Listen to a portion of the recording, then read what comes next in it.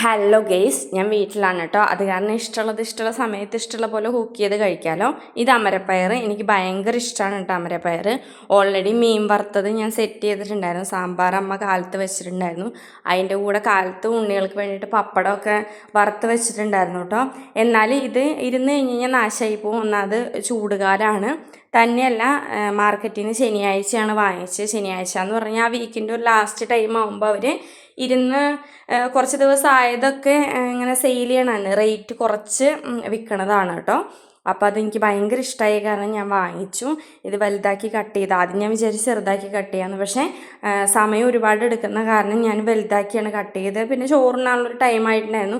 അതിന് മുന്നേ ഇത് കുക്ക് ചെയ്യാൻ വേണമല്ലോ, അത് കാരണം ഞാൻ കുറച്ച് വലുതാക്കി കട്ട് ചെയ്തു കേട്ടോ. എനിക്ക് ഭയങ്കര ഇഷ്ടമാണ്.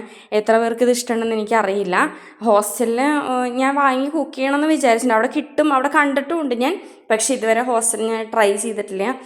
സമയത്തിൻ്റെ പ്രശ്നം എന്തെങ്കിലുമൊക്കെ ആയിരിക്കും. പിന്നെ ഹോസ്റ്റലിൽ ഞാൻ എന്ത് വാങ്ങിച്ചാലും കുക്ക് ചെയ്യണമെങ്കിൽ പിന്നെയും മൂഡ് വരണം വേണ്ടി ഇങ്ങനെ വെയിറ്റ് ചെയ്ത് നിൽക്കണം. വേറെ ഒന്നും കൊണ്ടല്ല, അവിടെ പാത്രം കഴുകലൊക്കെ ഇത്തിരി ഒരു ബുദ്ധിമുട്ടായ കാരണമാണ് കേട്ടോ. ഇത് കാണുമ്പോൾ എല്ലാവരും വിചാരിക്കും ഇതെന്താണ് ഇത്ര സ്പെഷ്യലെന്ന്. എനിക്കിത് ഭയങ്കര സ്പെഷ്യലാണ് കേട്ടോ. എനിക്ക് കുഞ്ഞിലേ മുതൽ ഭയങ്കര ഇഷ്ടമാണ്. ഇത് ഇങ്ങനെ കുത്തിക്കാച്ചി വേവിക്കാമെന്ന് പറയില്ല, തട്ടിപ്പൊത്തി വെച്ച് വേവിക്കാമെന്ന്. സവോളയും വെളുത്തുള്ളിയും പിന്നെ പച്ചമുളകാണ്. പിന്നെ ഞാൻ ഇത്തിരി മഞ്ഞൾ പൊടി ഇടും കേട്ടോ. എന്ത് കറിക്ക് ഞാൻ മഞ്ഞൾ പൊടി ഇടും. ഇവിടെ തന്നെ ഉണ്ടായിട്ടുള്ള മഞ്ഞളാണ്, അത് പൊടിപ്പിച്ച് മമ്മി വെച്ചേക്കണതാണ് കേട്ടോ. അതൊക്കെ ഇട്ട് ഒന്ന് വഴറ്റിയതിന് ശേഷം, ഹോസ്റ്റലിലാണെങ്കിൽ ഞാൻ ഇതെല്ലാം കൂടെ തട്ടിപ്പൊത്തി വെക്കാറാണ് പതിവ്.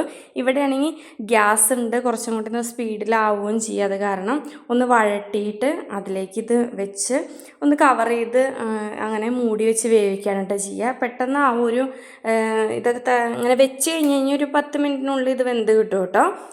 അതൊക്കെ വേവിക്കണതിൻ്റെ ഇടയ്ക്ക് അമ്മ വന്നു കേട്ടോ. അമ്മ വൈകുന്നേരം വരുള്ളൂ എന്നാണ് പറഞ്ഞത്. അമ്മയ്ക്ക് ഇങ്ങനെ പഞ്ചായത്തിൻ്റെ ബോർഡിൻ്റെ വർക്കൊക്കെയാണ് കേട്ടോ.